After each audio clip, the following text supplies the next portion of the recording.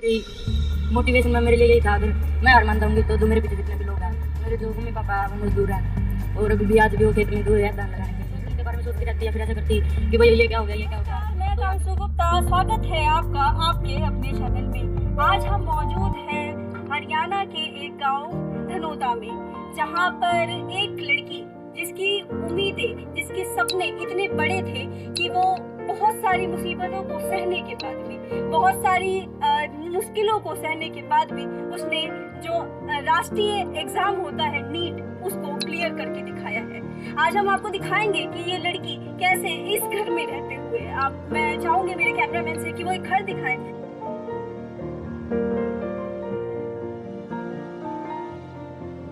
कि आखिर ये घर कैसा है। इस घर में रहते हुए, घर बिल्कुल आप देख रहे होंगे बहुत वीआईपी नहीं है, बिल्कुल नॉर्मल सा घर है। इस घर में रहते हुए 10 बहनें हैं, भाई नहीं है, माँ बाप पढ़े लिखे नहीं है, लेकिन उसके बाद भी उसने अपनी मेहनत के बदौलत किस तरीके से नीट का एग्जाम क्लियर करके दिखाया है। तो चलिए आज बात करेंगे इसी लड़की से और जानेंगे कि आज आखिर इसकी जो उम्मीदों की, जो ये उमंग की जो कहानी है, वो कितनी मुश्किलों भरी रही और उसने कैसे इतनी कठिनाई वाले जो एग्जाम है नीट का एग्जाम। तो चलिए जो अच्छे लोग इस गुड़िया से इसके बारे में उसने कैसे इस एग्जाम, उसने किस तरीके से इतनी मुश्किलें सहने के बाद भी नीट जैसा एग्जाम, जो कि राष्ट्रीय स्तर का एग्जाम होता है, जो कि हर किसी के बस की बात नहीं होता है, वो एग्जाम क्लियर करके दिखाया है। तो चलिए बात करते हैं स्मृति से। नमस्कार स्मृति। नमस्कार। सबसे पहले ये बताओ कैसा लग रहा है? बहुत अच्छा लग रहा है। तो स्मृति कैसा रहा आपका ये सफर? सफर मैम, जैसे अगर कुछ बड़ा करना है तो कठिनाइयाँ तो आती है। अब जैसे घर में भी अगर कोई प्रॉब्लम आई तो अगर मैं उन प्रॉब्लम के बारे में सोचती रहती या फिर ऐसा करती कि भाई ये क्या हो गया, ये क्या हो गया, तो यहाँ तक नहीं पहुँच पाती। लेकिन उन्हीं चीज़ को अगर मैंने मोटिवेशन के रूप में लिया, अगर घर पे इतनी प्रॉब्लम आ रही है तो उनसे निकलना भी जरूरी है और उनसे ऐसे नहीं निकलना चाहिए। जब कोई हम से कोई एक कुछ भी करेगा, बड़ा काम करेगा, तब ये पॉसिबल हो सकता है। तो इसी चीज़ को मैंने अपने मोटिवेशन के तौर पे लिया और आप जैसे कोचिंग वगैरह ली थी आपने ये नीट के एग्जाम को क्लियर करने के लिए? मतलब किस तरीके से आपने तैयारी की? तैयारी मतलब हमारे दर्शकों को बताइए कि वो किस तरीके से तैयारी करें और वो किस तरीके से मतलब उनकी तैयारी रहे कि वो इस एग्जाम को क्लियर कर पाए। जैसे कि मैं नवोदय से हूँ और जो हमारे जैसे हिसार में एक विज्ञान धारा नाम से अकेडमी है, वहाँ पे मैंने कोचिंग ली थी और वहाँ पे कोचिंग मेरी फ्री ऑफ कॉस्ट हुई थी और जो पीजी का रहने का था वो भी फ्री ऑफ कॉस्ट। जो विज्ञान धारा सेंटर है उन्होंने मेरा वो किया हेल्प की इसमें, पीजी की फीस वगैरह के लिए भी फ्री ऑफ कॉस्ट। हाँ जी मैम। और वहाँ पे लिंक मैम, जैसे जो वो भी एक्शन वो दिए ना वहाँ पे, और जैसे नवोदय वालों को कुछ वहाँ पे कॉन्टैक्ट हुआ सर से, टीचर से, वहाँ पे जो नवोदय जो सेंटर वाले हैं, फिर उन्होंने एक टेस्ट लिया, फिर उसमें मैम जैसे नंबर ठीक आ गए तो उन्होंने लगा भाई बच्चे नहीं कर रहा, कुछ कर सकती है, तो उन्होंने मैम फिर वहाँ पे मेरा फ्री ऑफ कॉस्ट एडमिशन करवाया। पूरी 1 साल की फीस भरी थी मेरी, फीस भी की और फिर लास्ट में मैम जो पीजी वगैरह का था वो भी उन्होंने किया। और पढ़ने का तो मैम यही है कि कंटिन्यूटी बहुत ज़रूरी है और डिसिप्लिन भी बहुत ज़रूरी है। अगर मैं एक दिन तो पूरे 16-17 घंटे मैक्सिमम लगा के चलो, या फिर ये क्वेश्चन बहुत ज़्यादा, कितने घंटे आप ज़्यादातर पढ़ते थे? सुबह उठते थे और फिर 8 सवा 8 बजे तक कोचिंग का टाइम हो जाता था, फिर वहाँ पे सेंटर पे जाते, फिर 2 सवा 2 बजे वापस आ जाते, फिर वहाँ लंच वगैरह करते तो 3 बजे जैसे मैं बीच में लाइब्रेरी को ज्वाइन कर ली थी, फिर लाइब्रेरी में जाते मैम जैसे 3 बजे, तो वहाँ से मैम हम कभी 3 बजे रात को और सुबह हो जाते, 3 बजे आते, कभी उससे पहले भी आ जाते, कभी उससे भी लेट हो जाते, और रात को सही पढ़ते, फिर सुबह वही कोचिंग के टाइम पर हो जाते हैं, कोचिंग का टाइम, कोचिंग से। अच्छा, आप अपने फैमिली बैकग्राउंड के बारे में बताना चाहेंगे कि मतलब आपके माँ बाप क्या करते हैं, आप कितने भाई बहन हैं? मैम मेरे जो मम्मी पापा है वो मजदूर हैं और अभी भी आज भी वो खेत में दूर है धान लगाने के लिए, और हम 10 बहनें हैं। मतलब आपके अंदर अगर टैलेंट है, आपके अंदर अगर खूबी है, तो आपकी ये खूबी सामने आ ही जाती है, चाहे वो आप आर्थिक रूप से कितना ही कमजोर क्यों ना हो। ये कहानी बताती है इनकी बहनों के बारे में, जैसे बता रहे हैं, और जैसे ये है, मैंने अभी कुछ देर पहले सुना था कि आपका जब एग्जाम होने वाला था तो आपके साथ एक बहुत बड़ी अनहोनी हुई थी, उसके बारे में आप बताना चाहेंगे? वो तो मैम अनहोनी कब हो जाए इस चीज़ का तो पता नहीं होता, मेरे को भी नहीं पता था कि ऐसा कुछ हो जाएगा। मेरी जो दीदी थी जो तीसरे नंबर पर थी, जो एक्सपायर हुए, उनसे मेरी बात हुई थी 2-3 दिन पहले, फिर मेरे को मतलब इतना नहीं पता था कि इतना सीरियस हो जाएगा, तो घर वालों ने भी इतना खास ये बताया नहीं, भाई टेंशन कर रही। फिर उसके बाद मैंने उस टाइम पे हमारी टेस्ट सीरीज चली हुई थी और दीदी बोल रही थी कि एक बार आ जा तो मिल ले।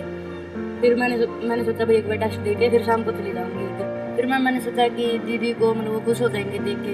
फिर तब तक मैं घर पे पहुंची तो जैसे उनको इशार लेके जा रहे थे, तो जैसे मैं गली में पहुंची तो मेरे साथ में उनकी डेड बॉडी भी आ गई। और फिर मुझे घर पे आके पता चला कि दीदी अब नहीं रही। तो उस टाइम पे मैम सभी घर पे सभी सीरियस थे, सभी टूट चुके थे, सब रो रहे थे। और फिर मैम मेरे को भी जैसे बुराई लगा बहुत ज़्यादा, मैं भी रो रही थी। और फिर वैसे ही फिर मैं घर पे भी रही, तो उस टाइम पे थोड़ा डिस्ट्रैक्शन सा भी हो गया, मतलब नहीं पढ़ा जाता इतना सब कुछ हो जाने के बाद घर पे। फिर घर वालों ने भी समझाया कि भाई ऐसे नहीं चलेगा, अगर एक दुख से सभी ऐसे बैठ जाएंगे तो काम नहीं चलेगा। फिर घर वालों ने मोटिवेट किया। फिर मैं वहाँ पे दोबारा गई सर, फिर टीचर्स को एक दो को पता चला कि ऐसे बात हो गई। फिर वहाँ पे टीचर्स ने भी सपोर्ट किया, उन्होंने बहुत समझाया। और फिर ऐसे मैम मैंने भी हार नहीं मानी, फिर मैंने अपने मेरे से उसकी मेहनत मैंने की। तो इतनी बड़ी दुर्घटना होने के बाद भी इस बेटी ने हिम्मत नहीं हारी, इसने अपनी जो लगन थी उस लगन में बिल्कुल भी कमी नहीं होने दिया। ये बहुत बड़ी बात है उस लड़की के लिए जिसकी उम्र महज 17 साल। आप एक बात बताइए, आप तो बहुत छोटी हैं, बहुत से लोग ऐसे हैं जिनके पास मौके बहुत होते हैं, अपॉर्चुनिटी बहुत होती है, पैसे बहुत होते हैं, लेकिन उसके बाद भी वो मेहनत नहीं करते हैं। तो उन लोगों को आप क्या कहना चाहोगे कि वो किस तरीके से मेहनत करें, वो क्यों, मतलब क्या क्या उनका शेड्यूल रहना चाहिए? ये चीज़ तो है मैम, जिनके पास जो चीज़ होती है उनको कदर नहीं होती, और जिनके पास वो चीज़ है नहीं और वो चाहते कि हमारे पास भी हो, उन लोगों को मिलती नहीं है। अब जिनके पास पैसा है, अगर घर वाले उन पर इन्वेस्ट कर रहे हैं तो उनको घर वालों का भरोसा नहीं तोड़ना चाहिए। अगर घर वाले आप पे विश्वास करते हैं तो आपको भी अगर मतलब घर वालों का विश्वास है भाई मेरा बच्चा ऐसा करेगा, तो उनको वो चीज़ करके दिखानी चाहिए। ये नहीं है कि भाई घर वालों के पैसे बर्बाद करो या फिर ऐसा कुछ है। कभी ऐसा हुआ कि नहीं अब मुझसे नहीं होगा, अब मैं नहीं कर सकती, अब मैं हार मान रही हूँ, कभी ऐसा मोमेंट आया था? ये तो होता ही रहता है मैम, लेकिन इस चीज़ में मैम मेरी मोटिवेशन मैम मेरे लिए यही था, अगर मैं हार मान जाऊंगी तो जो मेरे पीछे जितने भी लोग हैं उन सभी की उम्मीदें हार जाएंगी। मतलब मेरी एक हार से अगर इतनी उम्मीदें हार जाएंगी तो उसका फ़ायदा क्या? तो यही चीज़ मैंने ऐसे मोटिवेशन के तौर पे ली। और मैंने फिर अपने जब भी डाउन हो जाते थे तो यही सोचा भाई घर वालों को इतना विश्वास है, अकेडमी वालों को इतना विश्वास है, तभी मेरे पे इन्वेस्ट कर रहे हैं, तो मैं उस चीज़ को बर्बाद ना करें। घर वालों का कितना साथ था? घर वालों का साथ था।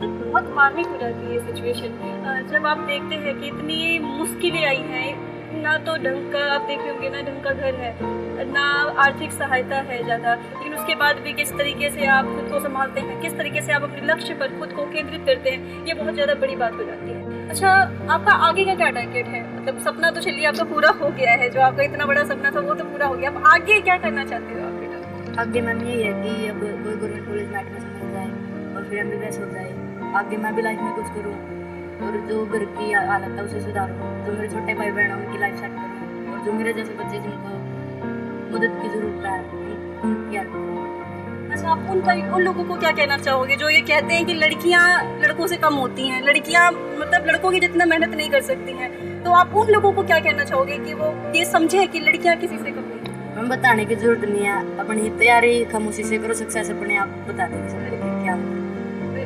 मतलब समाज को क्या संदेश देना चाहोगे?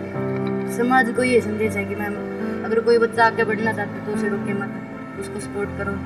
और जो बच्चे हैं वो उनकी भी बहुत ज़्यादा डिमांड होने लगी, मुझे ये चाहिए, मुझे ये, जितना आप भाई अपने घर की ओर देख के चलो कि भाई मेरे घर वाले कितना मेरे को दिला सकते हैं। ये नहीं अब घर में खाने के लिए पैसा नहीं और बच्चे मांगे मेरे को तो आईफोन चाहिए, तो ऐसी ही सोच नहीं होनी चाहिए बच्चे की। अपने घर वालों की ओर देख के चलो भाई तेरे घर में क्या है और तुझे करना क्या है। इतनी छोटी सी लड़की की बातें आप सुन रहे हैं, ये बातें हर उस इंसान को, वो हर एक व्यक्ति को ये सिखाएंगी कि अगर आपके पास मौके, आपके पास सामान नहीं है, आपके पास पढ़ने के लिए ज़्यादा उपकरण नहीं है, लेकिन उसके बाद भी अगर आपके अंदर लगन है तो आप वो सब कुछ पा सकते हो जो आप पाना चाहते हो, जो आपके सपने हैं उन सभी सपनों को आप प्राप्त कर सकते हो और अपनी उम्मीद की, ख्वाहिश की उड़ान आप भर सकते हो।